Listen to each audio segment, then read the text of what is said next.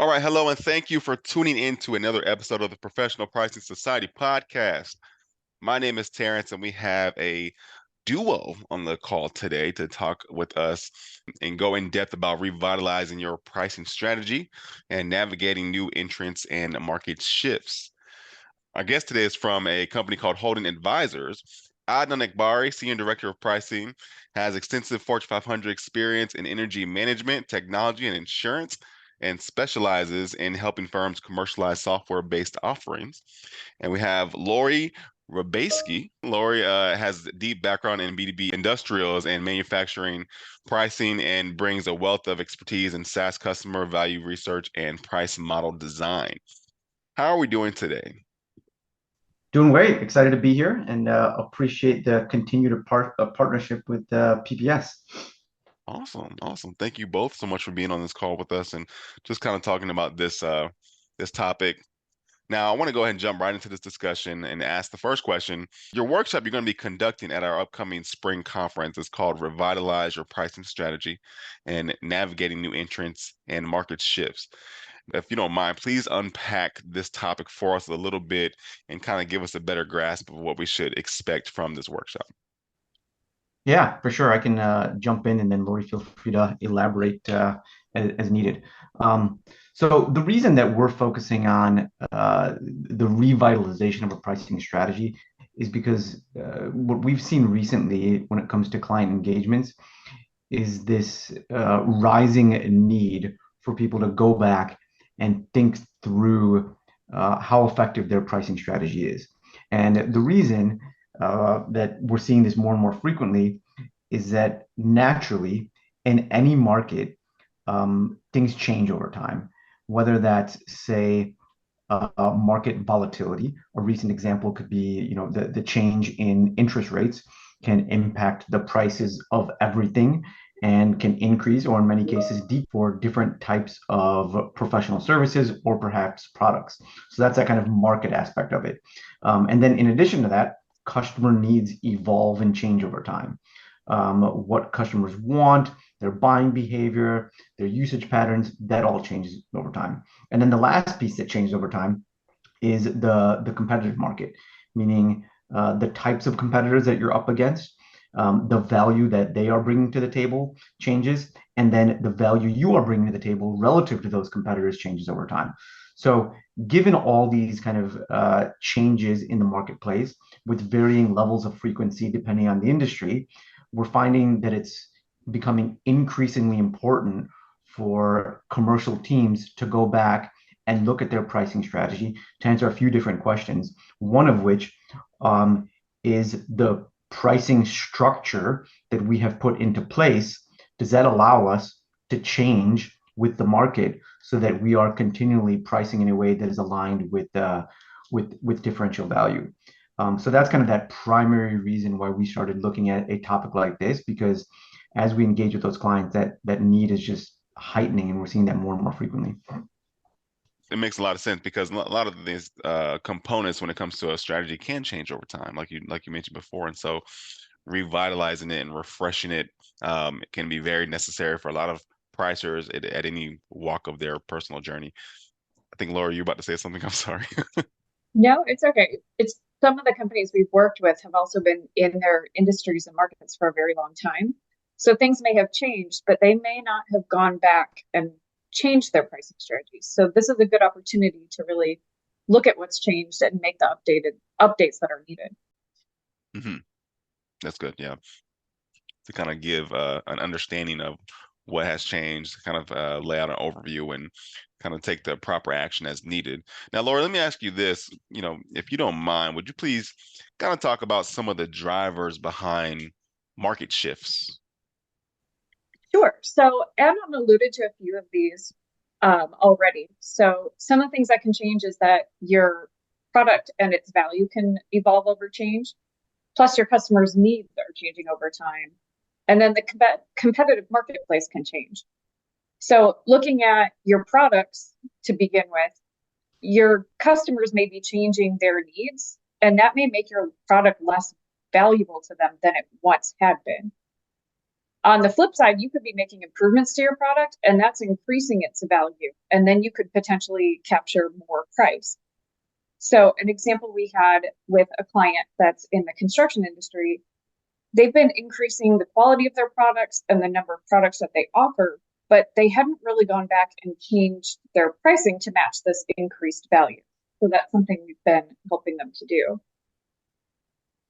I also mentioned like the customer's needs can change over time. So this could be caused by regulations, there can be technology improvements, their workflows can change. And this is another example we saw with that same client. So the products they were providing used to be enough, but now it's more about how the clients are using their products. And so they're having to evolve their products and the way that they're used in the process in order to keep up. And so they're looking at changing things from workflows to technology. Lastly, looking at that competitive marketplace, you could have a new competitor come into your marketplace that kind of shifts things. This tends to happen on the smaller end of the market, but they can enter there and then grow. So it's always important to make sure you have that low value flanking product to kind of help fend off these new entrants. On the flip side, you could be the new entrant. You could be coming up with a new product that moves you into a new market. Again, this construction company that we've been working with, they're developing new products that are going to help with workflow changes and uses of technology, but it's going to shift the market they're in. So now they're going to have to pay attention to a new market space and new competitors, as well as the one they're already. And that makes a lot of sense as well, because if you mentioned value can change as well for the customer. Like what I value as a customer may be different than what I valued even this time last year, and so that requires updates and shifts. You all mentioned dynamic value drivers when discussing kind of the context of this workshop that's going to be taking place. Do you guys mind providing our audience an example of what a dynamic value driver is and how it may be impacting a pricing strategy? Yeah, I think you kind of said it well, Chance, just now, where you said the value of something that you purchased changed relative to what it was a year ago versus what it was today. When you start to boil that down in, say, a B2B context, the way we think about the value drivers is the amount of revenue your product or services, how that revenue could change, how they could generate incremental revenue as a result of buying your products and services, how it could potentially decrease costs, or how it could decrease risks. And over time, that can change due to some of the things that we referenced earlier. So a good example of that is we serve a client that within the information services industry. And part of one of the customer segments that they serve is within the mortgage industry. So as the number of, say, refis increase or the number of new mortgage applications increases, demand for their services naturally increase. This is 100% independent of anything that they're doing from a company perspective, independent of the product changes they're making, and really even independent of their competitive market. So then that can beg the question of when the market has changed, what should you be doing, if anything, from a pricing perspective? The volume and demand for your services is likely to go down. Should you be taking that into consideration from a pricing perspective? Should you be, say, decreasing prices because volume has changed? In our eyes, probably not, because you're unnecessarily decreasing prices. But it's those types of questions any pricing team should be starting to think through. And then in that inverse scenario where perhaps there's a change in the market and demand is increasing, what do you do? Does your pricing strategy support that? And how can you scale and implement that over time? Because the basis of this is really the fact that what we're, again, hearing more and more often is that the value has changed. We have an existing base of customers where we know that they're deriving a pretty significant amount of value from our solutions, and we're a leader in the market. So we think that we are able to command a higher price within certain segments than we historically have. But then the question becomes, how best do we go about that? nobody likes to pay more for something that they're paying a certain amount for already. So what strategies, what mechanisms can we put in place to continue to offer our customers a fair price, while not increasing the level of risk to our business? And that's really what we want to get into a lot of depth through over the course of our workshop. Mm-hmm. That's good. That's good. Now this is interesting because, it does require a lot of change. It requires a lot of evaluation. Now, you explained it very well. And it sounds easy in theory, but could a strategy like this be a bit too complex for organizations to implement, in your opinion? For the majority of cases, it's not as complicated as it seems. Prices don't have to be updated instantaneously or even every month. You just need to be aware of the macro changes that are going on. So you need to focus on those things we've discussed. So what your customers' needs are, how they're changing, any changes in that competitive market, and then most importantly, your product's value. So being able to change your price is a lot easier when you're changing your product's value. So as you add increased value, it's easier to make those types of adjustments. When it comes to some of the other things, you need to be aware of what the changes are. Is it a behavioral change or a market driven change? And if it's market driven, is your market cyclical? Is this going to change back? And is that something that's going to happen soon, or is it going to be more long term? So you just need to be aware of these changes, because if things do change and they're permanent and you don't make any adjustments, you're going to start falling behind the marketplace, and then you have to be forced to play catch up. Yeah, this is a great example of just being able to evolve with the changing times and being able to evolve with the changing uh, mentalities, if you will, of customers and clients, because that does happen often. And this workshop sounds very necessary for a lot of different pricers.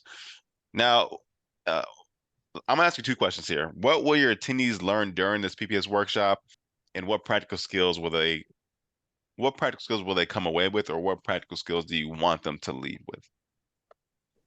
That's a great question. I mean, what we're wanting attendees to learn is to have an in-depth understanding of how to come up with the right pricing model that reflects the needs of their respective businesses. It's going to be different across every industry, but we're going to walk attendees through some real-world examples based on these commonalities that we are seeing with our customers, and using that to train them on how to come up with an offering structure that is scalable over time, but that can also stay abreast of the market and some of these changes that come into play.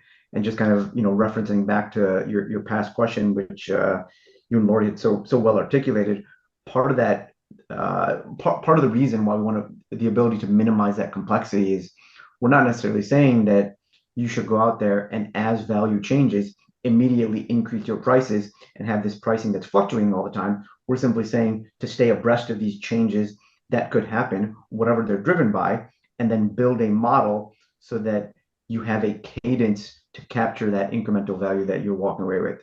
And that's really what we want people to walk away with, is to have an understanding of how they can drive change within their organizations in a way that is simple and effective, for the organization to intake, for their customers to intake, and really effectively manage some of these changes, with their existing customer base. Mm-hmm. Mm-hmm. Good. That's good. Awesome. It sounds like it's going to be a very jam-packed workshop. And those who are listening who may be interested, they're going to be at our upcoming Spring and Pricing Workshop Conference being held in Chicago this year, April 23rd through the 26th. Adnan and Laura, I want to ask you one more question before I let you guys go for the day. Where can interested parties learn more about you all or your company and what it stands for? Yeah, best place to go in and navigate is check out our website, which is holdenadvisors.com. And then you can also check out our LinkedIn profiles. Okay, simple enough. We like that. Awesome. Well, thank you so much for your time today, Adnan and Lori. For those who are interested, you can learn more by visiting our website at pricingsociety.com and clicking on the conferences tab to register and to stay in the loop with all things conference and workshops and breakout and keynote sessions based. But until then, we'll see you guys later. Bye-bye.